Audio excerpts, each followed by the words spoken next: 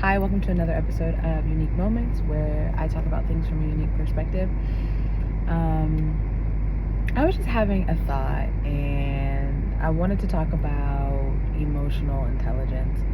So, I feel like a lot of people know what this is, but we don't talk about it enough.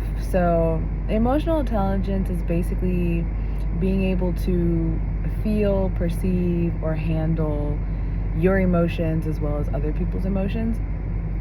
And I don't feel like we understand how important it is to actually have emotional intelligence.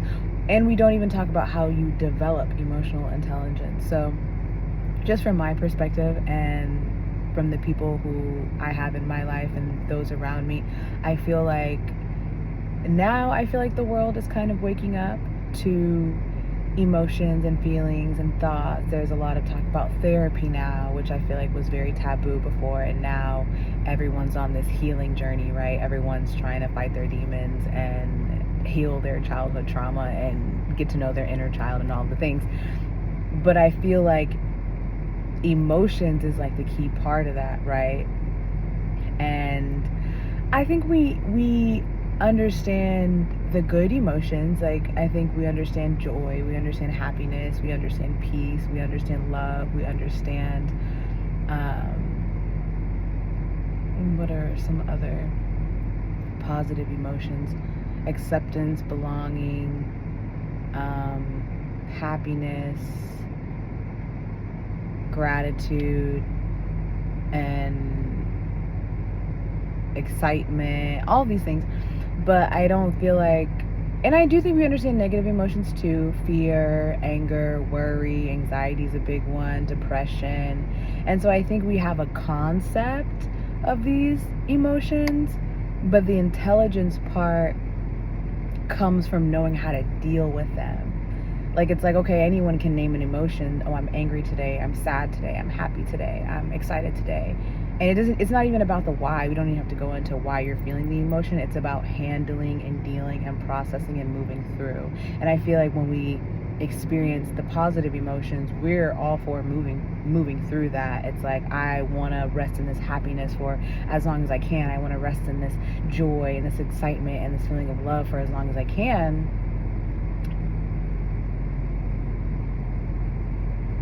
But it's like, I think the emphasis is on the negative emotions because I feel like that's what we don't have intelligence about. It's like, with the negative emotions, we medicate. Honestly, I feel like, how many people do you know are on anti-anxiety medication? How many people do you know are on antidepressants? And that's not to say that anything is wrong with those. Like, there's an imbalance, if there's an imbalance in your brain and you can take medication to fix it, by all means do what you got to do to be the healthiest version of you that you possibly can. But I think even the piece that I feel like, and I'm no doctor, I'm just speaking from my thoughts and opinion, but even the piece that some psychologists and doctors miss purposely or by accident, whatever you want to say, it's like the piece that they're missing is the root. It's like, okay, yes, we can treat the anxiety so that you're not feeling anxious. We can treat the depression so that you're not feeling depressed. But I feel like the intelligence part of experiencing these emotions comes in when you learn how to deal with them. And I think taking medication, yes, is one way to deal with them. But it's like bypassing, because you're not really dealing with it, you're suppressing it, you're making it go away, but you're not looking at the thing in the face. And I think it's like weird if we were to try to express it. Like, how many times is someone telling you about, oh, I'm worried about this, XYZ, I'm feeling depressed and sad about this, and we just want to make it go away. Like, we want to offer a solution. We want to be like, oh, have you tried this? Have you tried meditation? Have you tried walking? Have you tried breath work? Have you tried all of these things? And it's like, it's still bypassing. It's still not really addressing the problem. And like, we don't want to look at it. And I don't even know if I have like a point really, but I think the point is just to bring awareness to emotional intelligence. And I think if we were to consciously try to understand and deal and handle our emotions, one, we would be able to figure out what's going on with ourselves and not have to like run to a medication, or not have to like even using self-help tools as a crutch, like have to run to yoga, like, oh, I'm feeling stressed today, I need to go meditate. Oh, I'm feeling stressed today, I need to go do yoga. Oh, I'm feeling stressed today, I need to quiet my mind, I need to do breath work, I need to, and it's like, okay, but then you're depending on that. You're still being dependent. Like, you're depending on that one thing, that one tool that your therapist showed you, which, yes, keep doing it as long as it's working. Keep quieting your mind. Keep taking the medication. Keep doing the things that are working. But I think the stuff that's underneath that, from my perspective, is the thing that needs to work. And I think that's the hardest thing, because we just throw these solutions and they work, and that's the scary part of it, because it's like, they work, so why would I stop doing that? Why would I stop doing yoga if it makes me feel good? Why would I stop meditating if it calms my mind? Why would I stop taking my antidepressants if it makes me less depressed? And I'm not saying to stop doing it, but what I'm saying is, I think we grow in our emotional intelligence, in our own emotions, and being able to handle and properly care for and hold space for others' emotions when we take a look. Like, when we just stop and take a look, versus, I need to do this, I need to do this, I need to do this, I need to do this.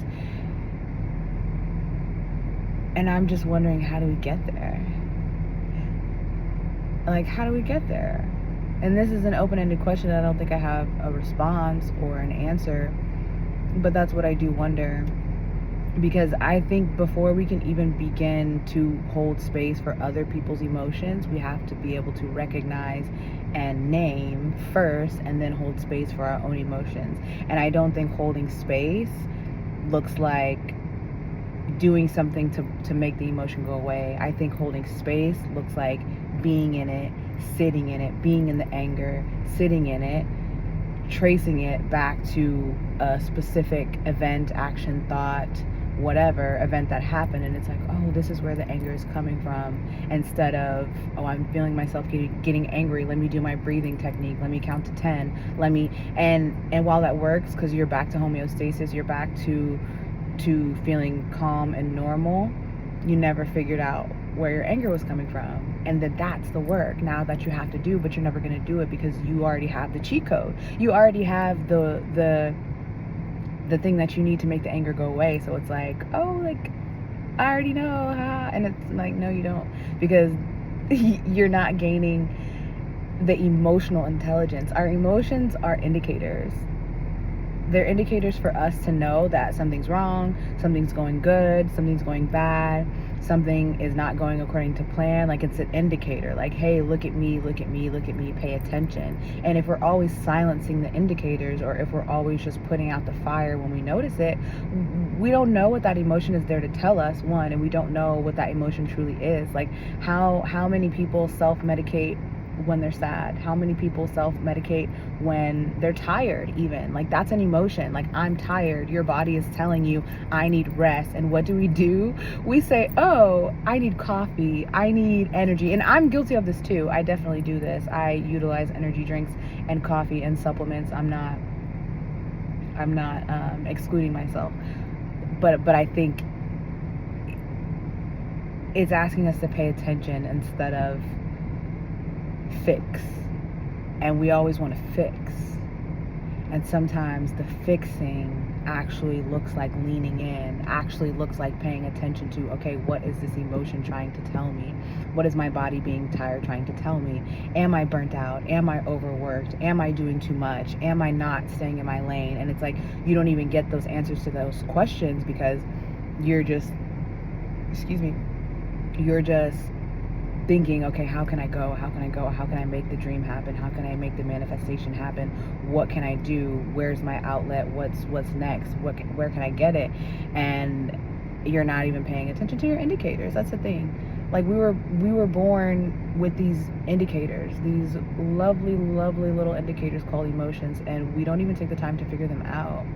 And I think also when you take the time to figure out what you're feeling and how you're feeling and why you're feeling, and not necessarily try to fix or push away, you just elevate that much more, and you're able to just hold space for yourself and hold space for others.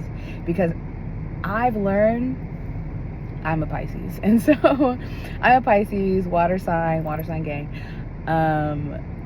and we feel deeply, and I don't think we always know how to handle or control the depth of the emotions that we feel, but I do know that we feel them. And I think to take a page from that book, at least we're feeling them. I think to go a step farther and to develop and grow in our emotional intelligence and everyone's emotional intelligence is to say, okay, what can I do with that? How can this make me better? How can I evolve? How can I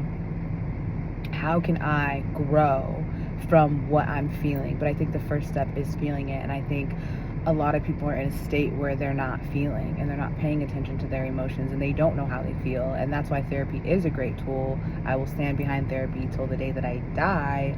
Love it. And because it really just provides you a space and a starting point. Really, I think therapy provides a starting point for us to be like, oh, like I was actually like feeling depressed, but I didn't notice because I was just getting up and going to work every day. I actually was feeling burnt out and tired, but I didn't notice because I was just getting up and going to school every day, or whatever your daily routine is. And I think that's just important. I think that's important. I think emotional intelligence, I would argue, is even more important than actual intelligence, because it's people, right? Like, we're human beings, social creatures. We interact with so many people on a day-to-day, whether it's in person, whether it's on a phone call, whether it's on a Zoom call, whether it's in a however social group, friends, family. Like, our lives consist of people, and we are complex beings. We are multi-dimensional beings with a lot of shit going on, and the basis of that is emotion. Like, that's the basis of connection, is can I relate to you? Can I connect to you? And a lot of the times that is through shared emotions, whether it's friendship, whether it's family, whether it's romantic relationships. We're relating, we're connecting because we feel something similar, different, whatever. Enemies, like, we feel something different, so it's like we're enemies. We feel something similar, so we're friends. It's this basis of all human connection. So it's like we would all excel, in my opinion, from diving deeper and learning more about it. And I think just be more empathetic, more compassionate, more loving and forgiving as a whole society, if we really tapped into our emotions, if we really tapped into the range of our full emotions. I really believe that.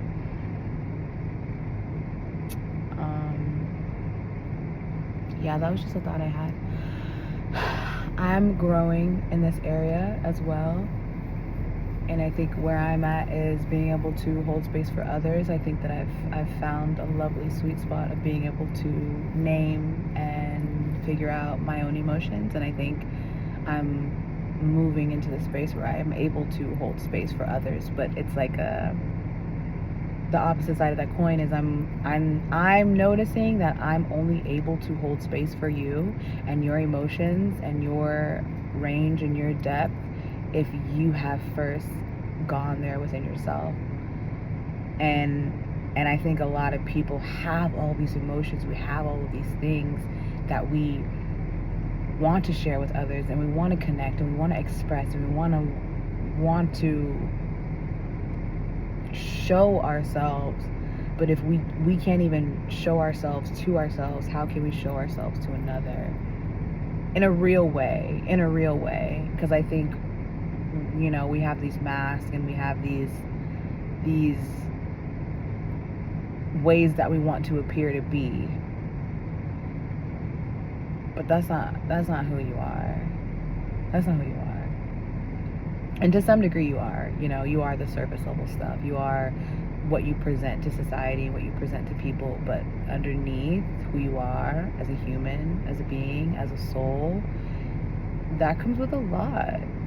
It comes with a lot, and I think we need to start holding space for ourselves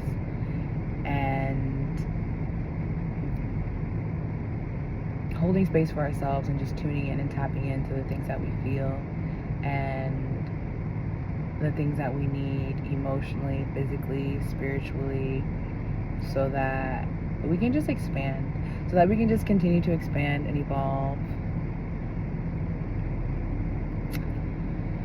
And those are my thoughts. Until next time.